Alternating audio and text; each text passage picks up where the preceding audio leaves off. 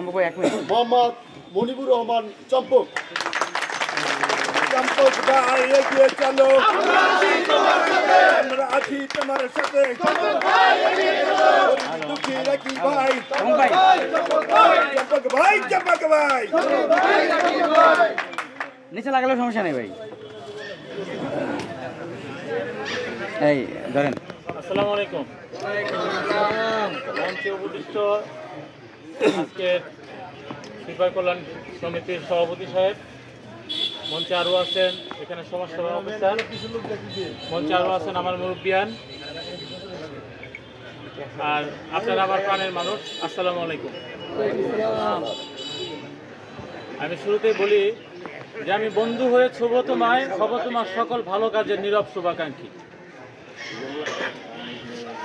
আমি যখন radio college স্কুলে পড়তাম, একজন স্যার ছিলেন, এখনও আছে, তিনি Paris sir, Zillur Rahman sir. তিনি এখনও পড়ান, এখনও আছে। আমি যখন ক্লাস 7-এ কি 8-এ পড়ি, তখন একটা ক্লাসে, তার বাংলা সেকেন্ড পেপার ক্লাসে সে আমাকে বলছিলেন, আমাকে না আমাদেরকে বলছিলেন আর কি, ক্লাসে বলছিলেন, আচ্ছা বলো তো দেখি এই সমাজের ভিতরে কে সবচেয়ে উৎকৃষ্ট মানের বা যার দ্বারা আমরা সবচেয়ে বেশি ঋণী। আমরা এক একজন বলছি, কেউ ডাক্তার বলছে, কেউ ইঞ্জিনিয়ার বলছে, কেউই বলছে, এক একজন এক এক রকম বলছি, কেউ কিন্তু উত্তর সঠিক নেই। স্যার শেষে কি বলছে জানেন? এই সমাজে আমরা সবচেয়ে তাদের কাছে ঋণী যারা সুইপারের কাজ করে। ঠিক সেদিন থেকে ওই কথাটা আমি অনেক চিন্তা ভাবনা করছি। সে আমাকে বলছে, ও আমাদেরকে বলছে, দেখো যে একটু আগে রাজীব ভাই বললো, আমাদের ইব্রাহিম ভাই বলছেন, যারা আছেন, যে একটা সমাজের যদি 7 দিন আপনারা কাজ না করেন তাহলে সমাজের অবস্থানটা কি হবে। এই জন্য আমার স্যার তিনি বলছিলেন যে সমাজে আমরা যদি ওই পরিমাপ করি তাহলে উৎকৃষ্ট বলবো আমি তাদেরকেই, যাদের দ্বারা আমার এই সমাজ ঠিক থাকে।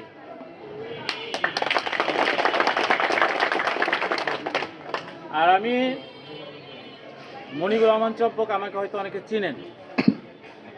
আমি কিছুদিন আগেও একটু শুনছি আমি যে আপনাদের কাছ থেকে চাঁদা তুলে মানুষ, এটা কি ঠিক? আমার কাছে খবর আসছে। তো আমি কিন্তু 1 নং ওয়ার্ডকে চাঁদা মুক্ত ঘোষণা করছি, আপনারা তো জানেন। আজ থেকে আপনাদের সামনে আমি বলে যাই, যদি কেউ চাঁদা তুলতে আসে তাহলে শুধু আমাকে নামটা বলবেন যে সে চাঁদাবাজটা কে, নামটা আমাকে জানাবেন। সে যে পর্যায়ে থাকুক আমি তার কালো হাত ভেঙে দেবো ইনশাআল্লাহ।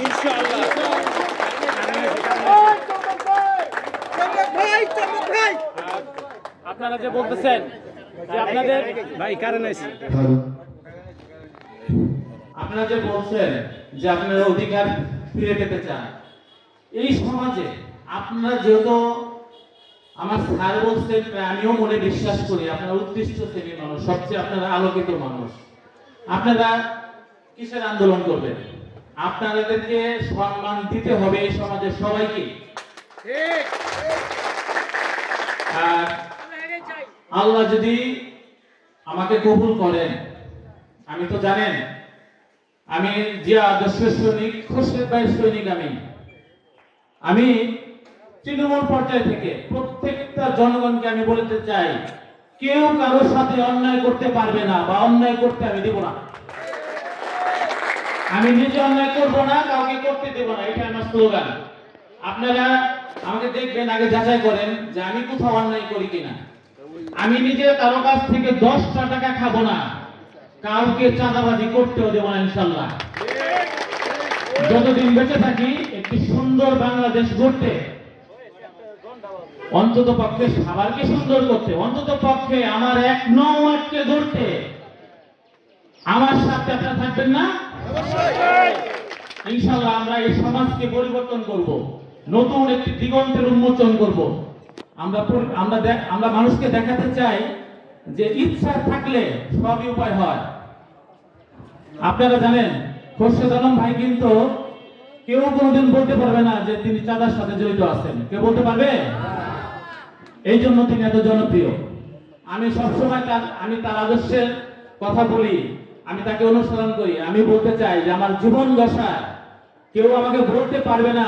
এখন তো আমার শুরু, আমি যতদিন বেঁচে থাকবো অন্তত পক্ষে এই আদর্শ নিয়ে থাকতে চাই যে আমি চাঁদাবাজের বিরুদ্ধে, আমি মাদকের বিরুদ্ধে, আমি সমাজের যত অসঙ্গতি আছে সবকিছুর বিরুদ্ধে থাকবো ইনশাআল্লাহ। আর এখানে আপনার একটা সমিতিতে আপনার একটা ক্লাব করতে চান বা একটা সংগঠন করতে চান, আমি আপনাদের সাথে সবসময় আছি, থাকবো ইনশাআল্লাহ।